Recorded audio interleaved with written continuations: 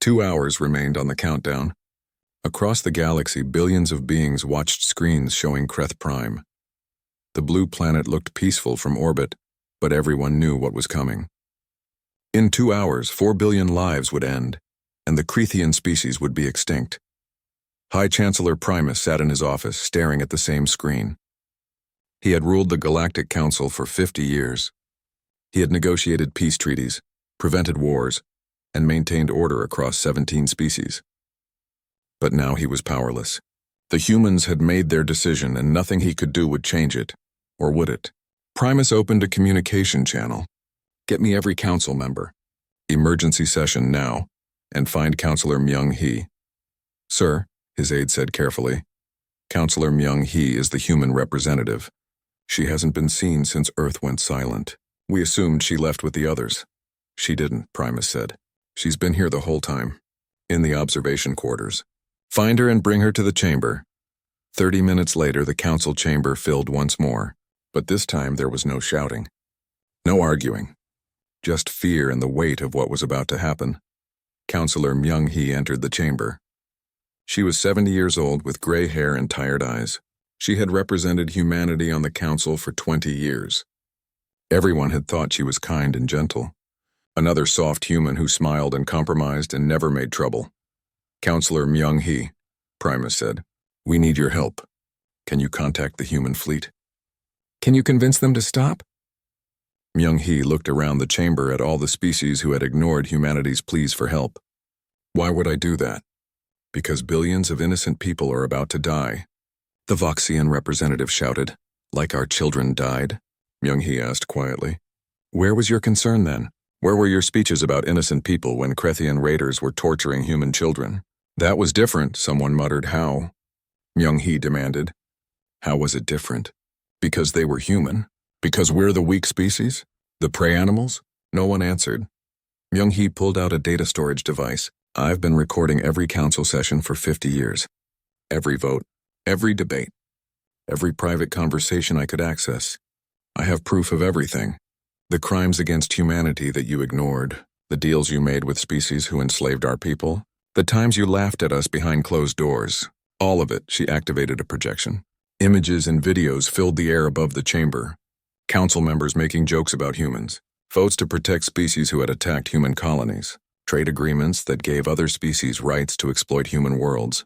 Decades of evidence showing that humanity had never been seen as equal. This is what you really thought of us, Myung-hee said. This is why 50 years ago humanity made a choice. We would prepare for the day when your system failed us. We would smile and cooperate and pretend to be weak, but secretly we would become strong. Because we knew. We always knew that eventually you would show your true face. And when you did, we would be ready to show ours. She looked directly at Primus. You want to know if I can stop the fleet? Yes, I can contact them. But I won't, not unless you give me a reason. Not unless you show me that the council can change. That it can become something worth saving. What do you want? Primus asked desperately. 1 hour and 30 minutes remained. Justice, Myung-hee said simply. Real justice. Not the pretend justice where you make speeches and do nothing. I want every member of this council to stand trial for crimes against humanity. I want reparations for 200 years of exploitation. I want humanity to have veto power over council decisions. I want the entire system rebuilt with humans as equal partners, not prey animals you tolerate. And I want it all written into law, with enforcement mechanisms that actually work. That would mean giving humans control over the entire council, someone protested. Yes, Myung-hee agreed. Because clearly you can't be trusted to do the right thing on your own. You need someone to force you. And humanity has proven we're willing to follow through on our threats. So you have a choice. Accept our terms or watch Kreth Prime die. Then watch as humanity becomes the dominant military power in the galaxy. And you live with the knowledge that you could have prevented it. The council members looked at each other. The idea of giving humans so much power was terrifying. But the alternative was worse. Vote, Primus ordered. All in favor of accepting humanity's terms. One by one, hands were raised. Some quickly, some reluctantly. But in the end, it was unanimous. The council voted to accept complete restructuring under human oversight. Contact the fleet, Primus told Myung-hee. Stop this. Myung-hee opened a channel to Admiral Jae-ho. His face appeared on the screen showing no emotion. Counselor, he said, I wasn't expecting to hear from you. The council has voted, Myung-hee said. They accept our terms. Full justice, reparations, and restructuring. It's over, Jae-ho. We won. Jae-ho was quiet for a long moment. And what about the children? Does this bring them back? No, Myung-hee admitted. Nothing will bring them back. But destroying Kreth Prime won't either. We made our point. The galaxy knows what we're capable of now. They know we're not the weak prey species they thought we were. We don't need to kill 4 billion people to prove it. Don't we? Jae-ho asked. If we stop now, they'll think we were bluffing. They'll think humanity makes empty threats. We're not stopping, Myung-hee corrected. We're choosing mercy. There's a difference. Mercy isn't weakness, Admiral. It's strength. It's having the power to destroy your enemies and choosing not to. That's the lesson we should teach the galaxy. Not that we're ruthless, but that we're better than they are. 1 hour remained on the countdown. Deep in Krethian space, far from Kreth Prime, a human special forces team led by Captain Sang-woo was investigating an abandoned military research station. They had been tracking rumors of a secret Krethian facility for weeks. Sir, one of his soldiers called. You need to see this. Sang-woo entered a large chamber and froze. Cages, hundreds of cages. And in them children. Human children. Alive. Dear God, Sang-woo whispered. He opened a communication channel directly to Admiral Jae-ho. Sir, we found them. We found the children. On the flagship, Jae-ho's expression changed for the first time. How many? I'm counting. Approximately 8,000, sir. They're alive. Some are injured, all are traumatized, but they're alive. Jae-ho closed his eyes. 8,000. Out of 50,000, the rest were dead. But these 8,000 could still be saved. He opened his eyes and looked at the countdown. 45 minutes, Counselor Myung-hee, he said. If we stop now, if we show mercy, will the council really change? Or will they go back to the way things were once they feel safe again? I don't know, Myung-hee admitted. But I know this. If you destroy Kreth Prime, humanity becomes the monsters they always thought we were. We prove them right. But if we show mercy now, after proving we have the power to destroy them, we show them something they never expected. We show them that humanity is better than them. Jae-ho looked at his tactical display. The planet killers were charged and ready. One command from him and it would be over. The Krethian species would be extinct. Justice would be served. But 8,000 children were alive. 8,000 children who would grow up in whatever galaxy humanity created. And what would they think of a humanity that committed genocide power down the weapons? Jae-ho ordered quietly. Sir? His tactical officer asked in disbelief. Power down the weapons, Jae-ho repeated louder this time. Send a message to the Krethian government. They have 1 hour to surrender completely. All war criminals to be handed over for trial. All military weapons to be decommissioned. All government officials to step down. If they refuse, we fire. If they agree, we stop. On Kreth Prime, Young-sik received the message. He ran through the government building shouting the news. The Krethian leaders faced with extinction had no choice. They agreed to everything across the galaxy. Beings watched as the countdown stopped. 30 minutes remained, but the weapons were powering down. Humanity had chosen mercy, but it wasn't weakness. Everyone watching knew that. The weapons were still there. The human fleet was still the most powerful military force in the galaxy. They had proven they could destroy anyone who opposed them. They had proven they would follow through on their threats. But they had also proven they could show mercy when justice was served. 2 weeks later, Earth reconnected to the Galactic Communication Network. Cities that had been evacuated were rebuilding. The 8,000 rescued children were returning home to whatever family remained. It wasn't enough. It would never be enough. But it was something the Galactic Council met for the first time under new leadership. High Chancellor Primus had resigned, accepting responsibility for the failures that led to the crisis. The new Chancellor was a human, General Bora. This council has a choice, Bora said in her first address. We can learn from what happened or we can repeat it. For 200 years, humanity tried to fit into your system. We followed your rules, we trusted your justice, and we were betrayed. The peaceful humans you knew are gone. That face of humanity won't come back. But we can show you a different face. Not the face of ruthless warriors, though we have proven we can be that. We can show you the face of humanity that chooses justice over revenge. The massive council ship dropped out of faster-than-light travel at the edge of the Sol system. Captain Velneth stood on the bridge, his 6 eyes scanning the displays with growing concern. Earth had been silent for 3 months. No messages, no trade ships, no responses to any communication attempts. For a species as chatty as humans usually were, this silence felt wrong. "Run a full system scan," Velneth ordered his crew. The Thoraxian captain had served in the Galactic Council fleet for 40 years. He had seen many strange things, but this situation made his scales itch with worry. Beside him, Dr. Hyan watched the screens with her arms crossed. She was one of only a few hundred humans who lived off Earth, working as a xenobiologist for the Council. Her face was pale and her hands trembled slightly. "Something's happened," she whispered. "My family stopped answering messages 2 months ago. I thought maybe the communication arrays were down, but this..." Commander Alara, a tall Voxian with silver skin, laughed from her station. "Probably just another human technical failure. They're decent at science, but their infrastructure has always been mediocre at best." Hyan's jaw tightened, but she said nothing. She had learned long ago that many species in the Council looked down on humanity. Earth was considered a peaceful but unremarkable world. Humans were good diplomats and scientists, but they had no real military power. They smiled, they negotiated, they compromised. The galaxy saw them as soft. The scan results began coming in. Velneth's eyes widened. The Mars colonies. They're empty. Life support is running, but there are no life signs. "Check the orbital stations," Hyan said urgently. More scans, more empty facilities. The massive trading station above Earth was completely abandoned. Ships were still docked, cargo still in the bays, but not a single living being remained. Everything looked normal except for one crucial detail. The people were gone. "What about Earth itself?" Velneth asked. The science officer ran deep scans of the planet. Minutes passed in tense silence. Finally, the officer looked up, confusion clear on their face. "Captain, I'm detecting residual heat signatures from cities, but no concentrated life signs. It's as if everyone just left." "That's impossible," Ilara snapped. "Earth has 8 billion humans. They can't just disappear." Hyan moved to the science station, checking the readings herself. Her hands flew over the controls. "Wait, there's something in lunar orbit. A beacon." "Put it on screen," Velneth ordered. A small satellite appeared on the display, broadcasting on all standard frequencies.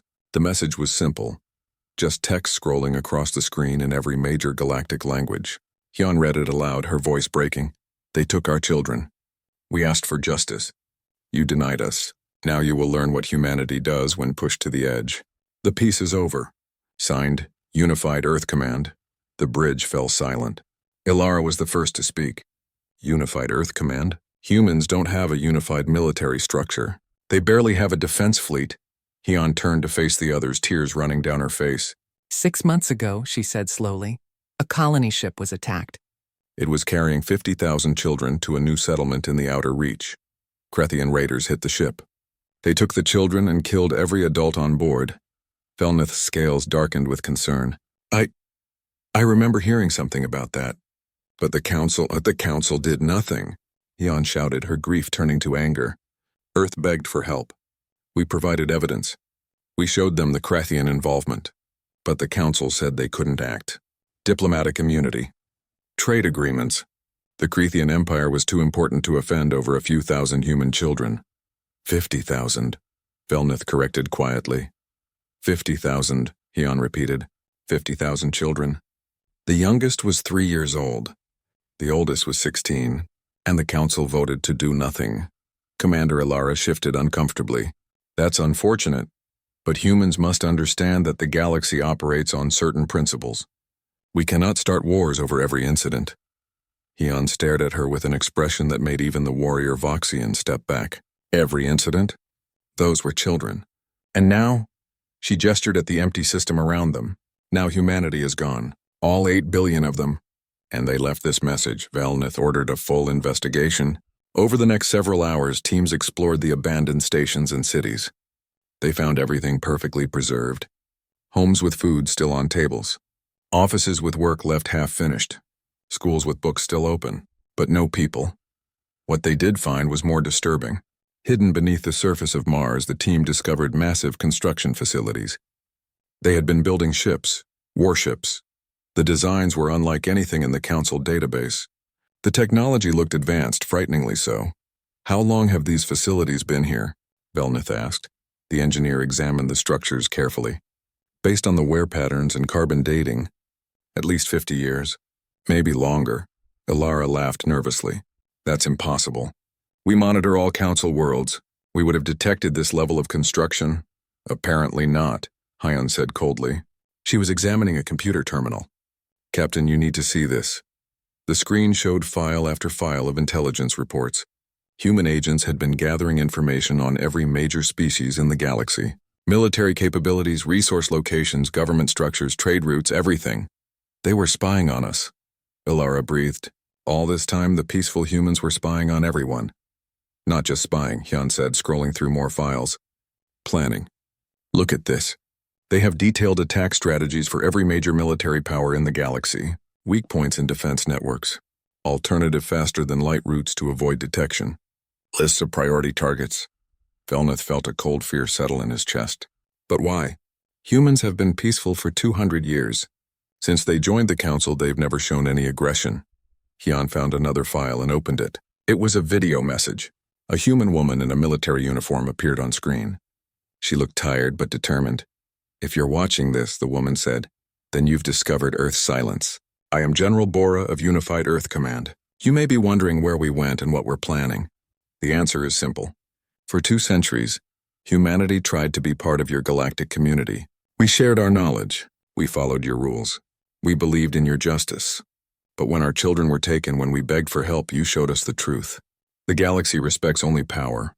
Mercy is seen as weakness. Peace is seen as cowardice. You taught us this lesson well. Thank you. Now we will show you what humanity truly is when you threaten our young. You wanted to see humans angry? You're about to get your wish. We are coming for the Crethians. Anyone who stands in our way will be considered an enemy. This is not a negotiation. This is a promise. The message ended. The bridge was completely silent. Finally, Velnith spoke, his voice barely a whisper. Find them. Find the humans before they start a war that destroys the galaxy. But deep down, he suspected they were already too late. The peaceful humans that the galaxy had known were gone. Something else had taken their place. Something that had been hiding behind smiles and diplomacy for 200 years. Something patient and intelligent and absolutely furious. The other face of humanity was about to be revealed, and the galaxy was not ready for it.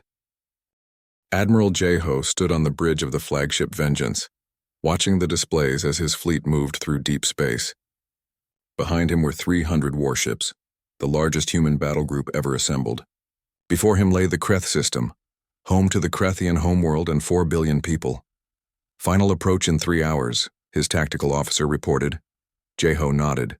He was 50 years old and had spent 30 of those years preparing for this moment, training in secret facilities, learning to use weapons that the rest of the galaxy didn't know existed, planning strategies for a war that everyone hoped would never come. But it had come, and now he would finish it. Any word from the Council fleet? He asked. Yes, sir. They're moving to intercept 200 ships.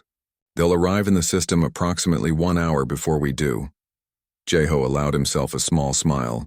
Good. Let them see what happens when they stand in our way. Across the galaxy, Captain Velnith commanded the Council Defense Fleet from his flagship. He had volunteered for this mission even though he knew it was probably suicide. Someone had to try to stop this madness before humanity committed genocide. Sir, we're detecting the human fleet, his sensor officer reported. They're not even trying to hide. They're coming straight for us. Velnith looked at his tactical display, 300 human ships against his 200. The odds weren't terrible, but he knew the numbers didn't tell the whole story. Human technology was more advanced. Their tactics were better, and most importantly, they were absolutely determined to win. Open a channel to the human flagship, Velnith ordered. Admiral Jeho's face appeared on the screen. He looked calm, almost peaceful, like a man who had already accepted what he had to do.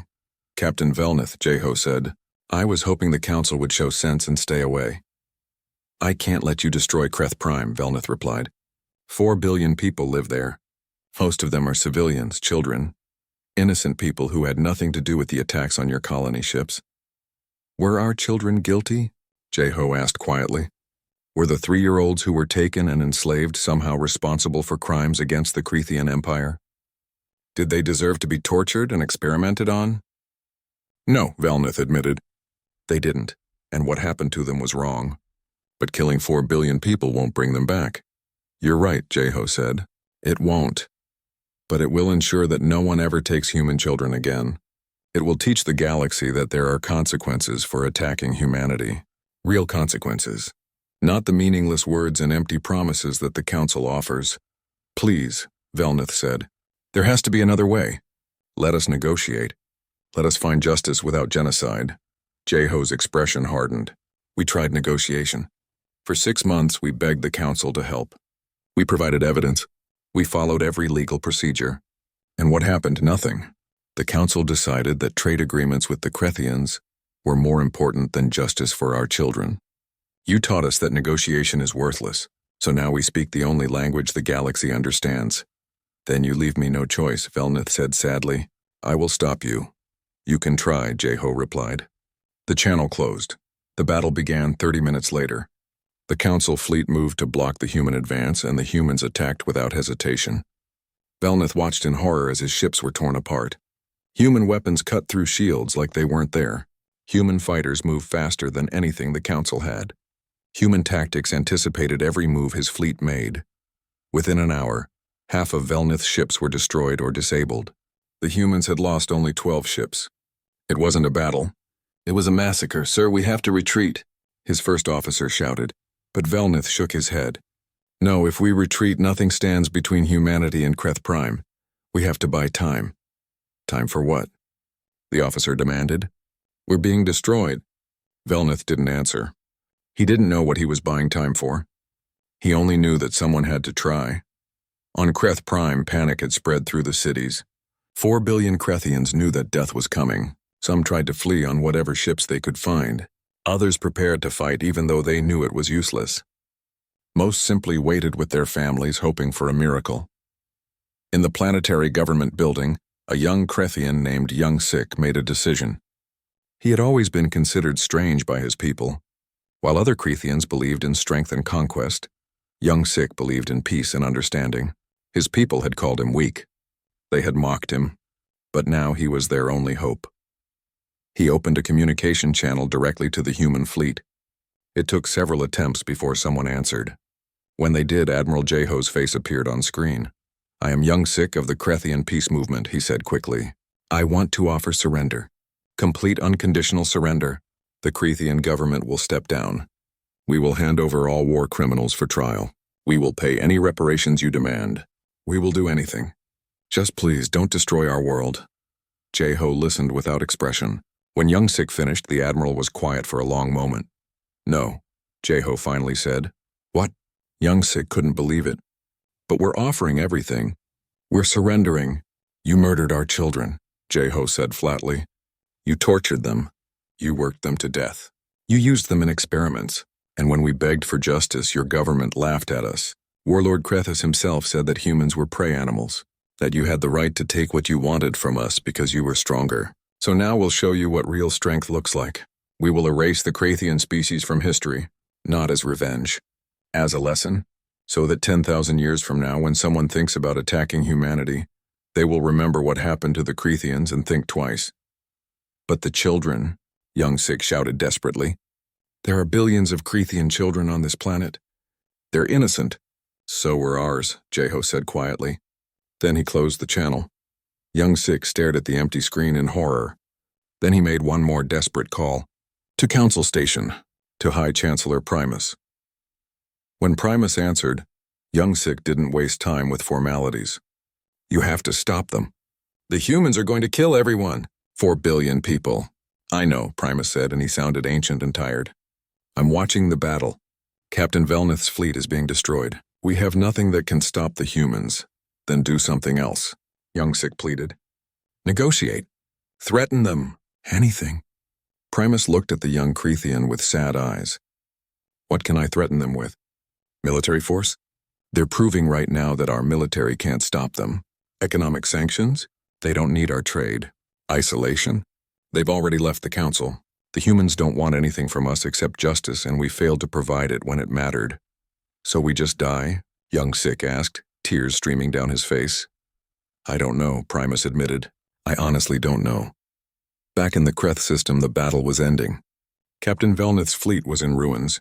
His own ship was badly damaged, life support failing. But the humans had stopped firing. Why did they stop? His first officer asked. Then they saw why. The human fleet was moving past them, heading for Kreth Prime. Around the planet, strange devices powered up. Weapons that made Velnith's blood run cold. Planet killers, he whispered. They've deployed planet killer weapons. On his screen, a countdown appeared. 24 hours until activation. Admiral Jeho broadcast a message to the entire galaxy. His face appeared on every screen on every world. People of the Galactic Council, he said. For 200 years, humanity has tried to be part of your civilization.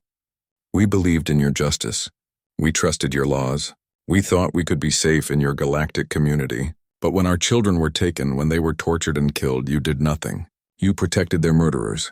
You valued trade agreements over justice. You showed us that the only thing the galaxy respects is power. So now we show you our power. Behind him, images of Kreth Prime appeared, the beautiful blue planet where 4 billion people waited for death. In 24 hours, Kreth Prime will be destroyed. The Krethian species will be extinct. This is not cruelty. This is justice.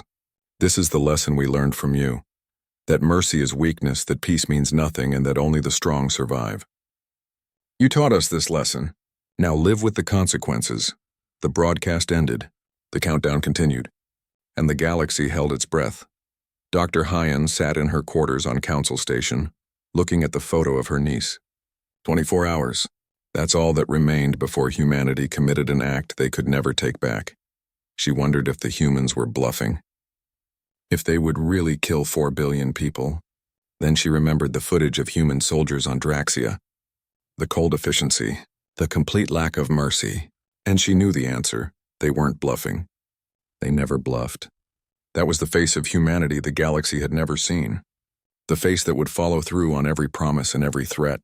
The countdown continued. And nobody knew how to stop it.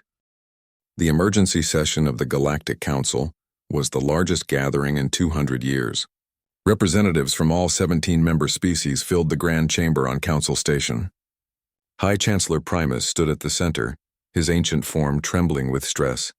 He had led the council for 50 years and had never faced a crisis like this.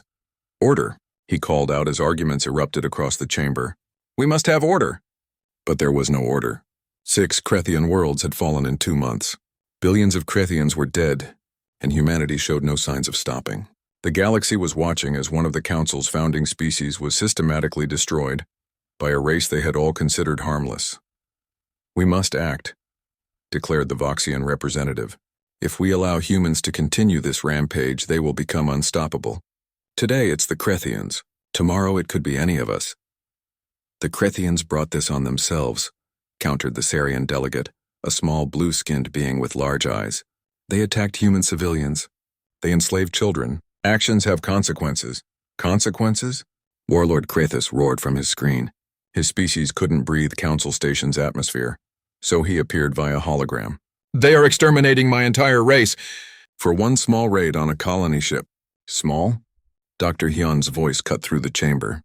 She stood at the human observation post even though Earth was no longer officially part of the Council. You call the murder and enslavement of 50,000 children a small raid? They were just humans, Krathus spat. Weak prey animals. We took what we wanted, as is the right of the strong. The chamber fell silent. Even the species that had been defending the Krethians looked uncomfortable now.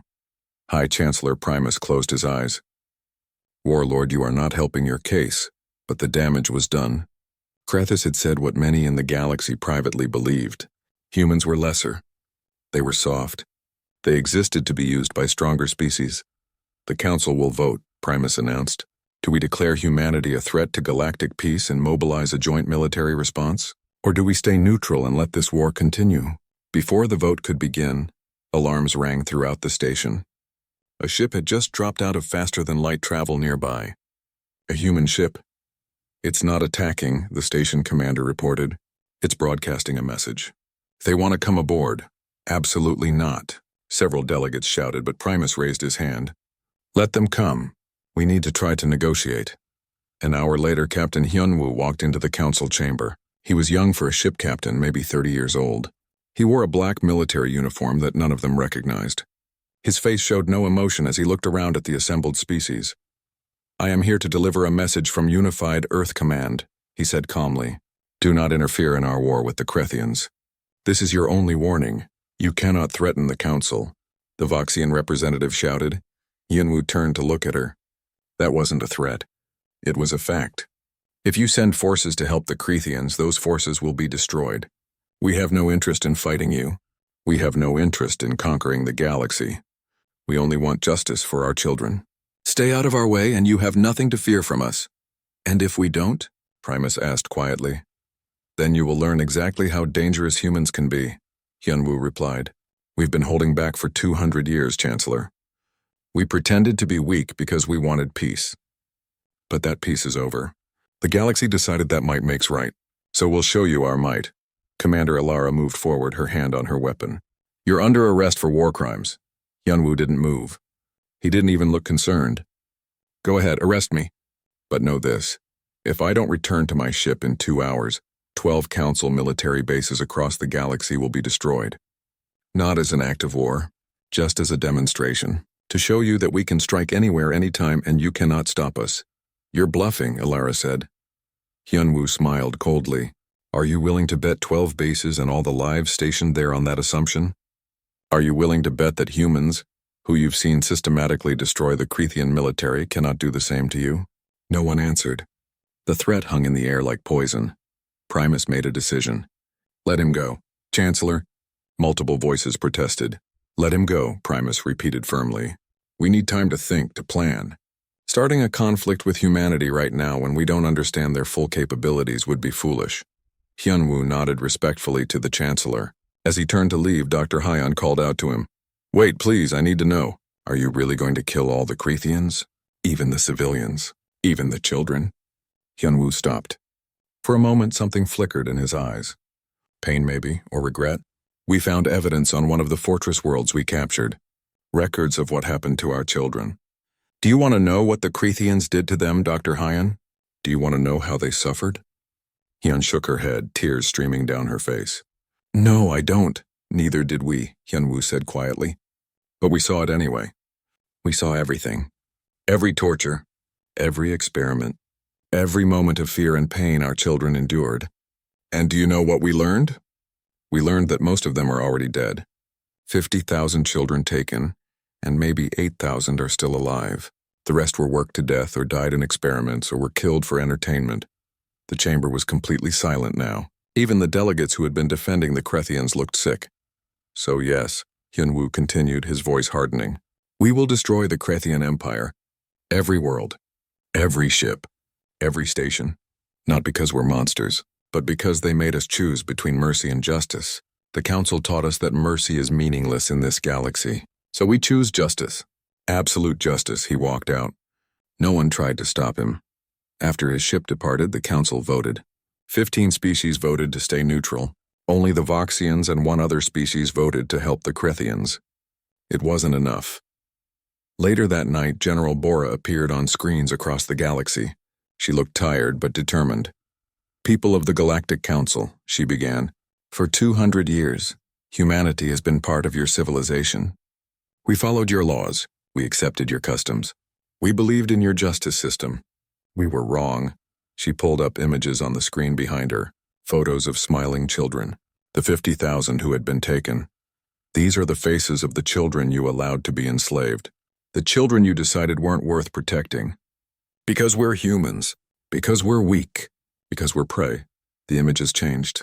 Now they showed documents, council meeting records, vote tallies, communications between governments. We have records of everything, Bora said. Every time the Krethians attacked human colonies over the past 50 years. Every time we asked for help. Every time the Council voted to do nothing. We have evidence of crimes against humanity that would fill a library, and we have proof that the Council knew and chose to ignore it all.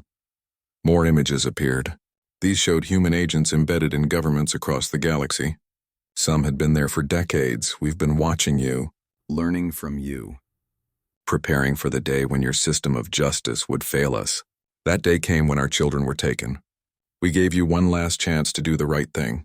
You refused. So now we'll show you what happens when you push humanity too far.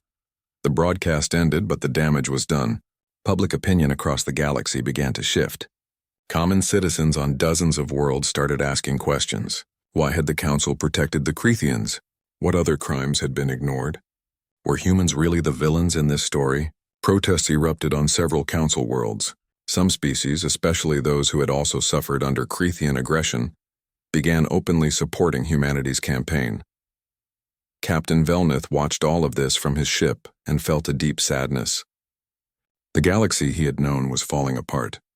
The Council's authority was crumbling, and all because they had failed to protect 50,000 children. We could have prevented this, he said to Dr. Hyan, who sat in his office looking at photos of her niece. Yes, Hyan agreed quietly. All you had to do was care. All you had to do was see humans as people instead of lesser beings. All you had to do was protect our children. But you didn't. And now you'll pay the price.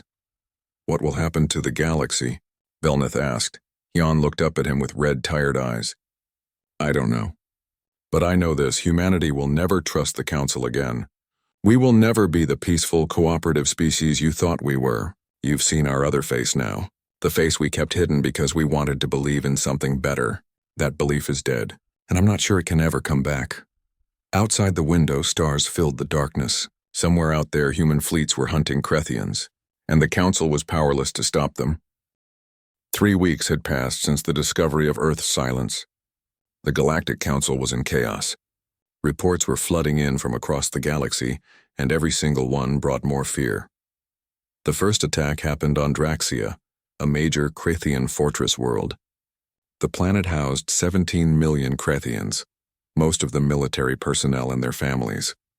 It was supposed to be one of the most defended locations in the entire Crethian Empire. Massive orbital weapons platforms surrounded the planet. 3 full battle fleets patrolled the system. Nothing could approach Draxia without being detected and destroyed, except somehow something did. The attack lasted only 6 hours. When it was over, Draxia was silent. All 17 million Crethians were dead. Every military base was destroyed. Every ship was floating debris. The orbital platforms were torn apart, and the attackers had vanished without leaving a single trace. At first, Warlord Krethus refused to believe it. He was the supreme military commander of the Crethian Empire, a warrior who had conquered 12 worlds. He had never known defeat. It must be a technical error, he insisted. Run the scans again, but there was no error. Draxia was gone. The Council sent investigation teams immediately. What they found on Draxia was horrifying. The Crethian soldiers had fought back. That much was clear from the battle damage. But they had lost. Badly. Security footage from the few surviving cameras showed the attackers. Humans. They moved through the Crethian defenses like ghosts. Their armor was black and absorbed sensor scans. Their weapons fired projectiles that cut through Crethian shields like paper. They worked in perfect coordination, each team knowing exactly where to strike and when. But what disturbed the investigators most was the efficiency. The humans didn't waste time. They didn't take prisoners. They didn't accept surrender. They simply eliminated every Crethian they encountered and moved to the next target. Cold, professional, merciless. This can't be right, Commander Ilara said, watching the footage for the 10th time. Humans don't fight like this. They're not warriors. They're diplomats and scientists. Dr. Hyan stood beside her, face pale. That's what they wanted you to think. The attacks continued. Another Crethian military base fell. Then another. Then an entire fleet disappeared in deep space. The Crethian Empire was the 3rd most powerful military force in the galaxy.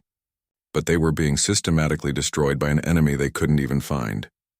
Warlord Krethus called an emergency meeting with the Council. His image appeared on screens across Council Station, and for the first time in his long military career, he looked afraid.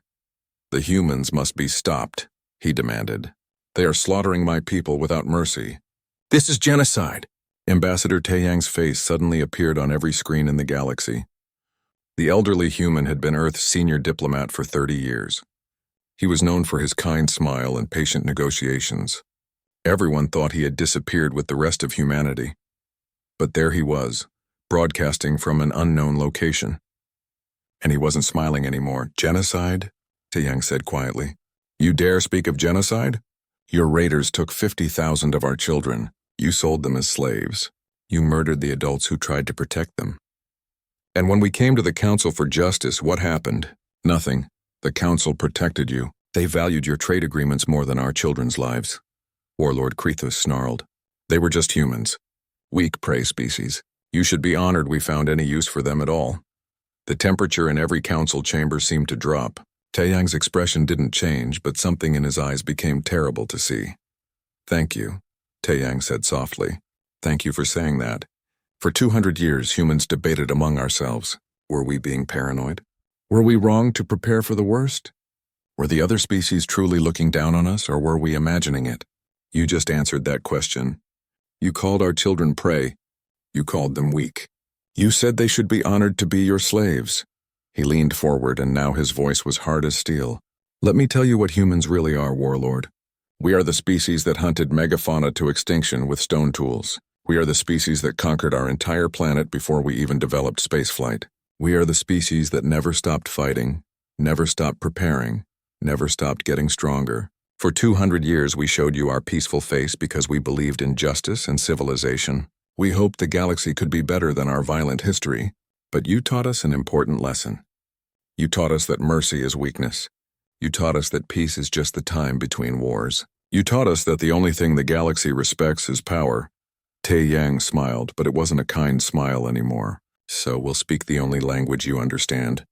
The Krethian Empire will cease to exist. Every military installation, every warship, every fortress world will be destroyed. We will erase you from the galaxy, and we'll do it with the weapons and strategies we've been building and planning for 50 years. While you thought we were weak, we were preparing. While you dismissed us, we were learning. While you ignored us, we were becoming something you should have feared. The broadcast ended. The council chamber erupted in shouting. Captain Velnith was reviewing intelligence reports when Dr. Hyan entered his office. She looked exhausted, like she hadn't slept in days. I talked to someone back on Earth, she said quietly. Not officially, just an old friend in the military. Someone I studied with years ago. What did they say? Velnith asked. Hyan sat down heavily. Do you know why humans joined the Galactic Council 200 years ago? Everyone thinks it was because we wanted to be part of the galactic community. That we were eager to join your civilization. That's what the history records say, Velnith confirmed. It's a lie, Hyan said. Humanity joined the council because we were terrified of you. We had just developed faster-than-light travel. We reached our nearest neighbor system and found ruins, an entire civilization destroyed by the Krethians. We realized we were children playing in a forest full of predators.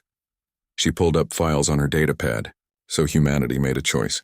We would join the council, follow the rules, and present ourselves as peaceful and cooperative, but secretly we would prepare. We built hidden shipyards in deep space. We trained special military forces in secret. We placed agents in every major government. We studied every species, learned every weakness, planned for every possibility. But why? Velnith asked. If you were preparing for war, why wait 200 years? Because we were hoping we wouldn't need it, Hyan said, tears in her eyes. We really did want peace. We really did believe in the Council's justice system. But we weren't stupid. We knew that eventually someone would test us.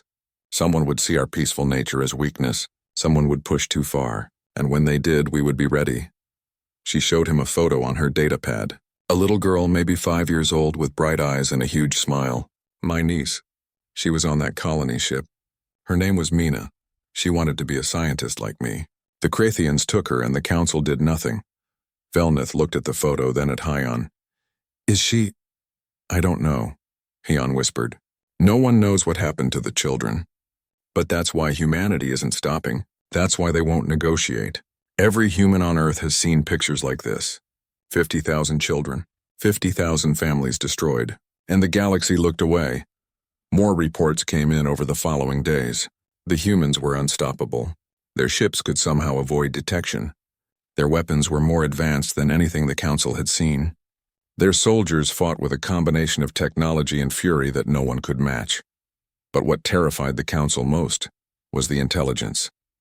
The humans knew everything. They knew where every fleet would be before it arrived. They knew the exact locations of secret bases. They knew command codes and security protocols. They had been watching and learning for 200 years, and now all that knowledge was being used as a weapon. Warlord Krethus tried to rally his forces, but it was useless. Every time he moved ships to defend a location, the humans hit somewhere else. Every time he tried to set a trap, they avoided it. It was like fighting an enemy who could see the future. In council chambers, species began arguing. Some wanted to help the Krethians. Others wanted to stay neutral. A few brave voices suggested that maybe the Krethians deserved what was happening. But everyone was asking the same question. If humans could do this to the Krethians, what could they do to everyone else? The peaceful species that the galaxy had dismissed for 2 centuries was revealing its true face, and that face was terrifying.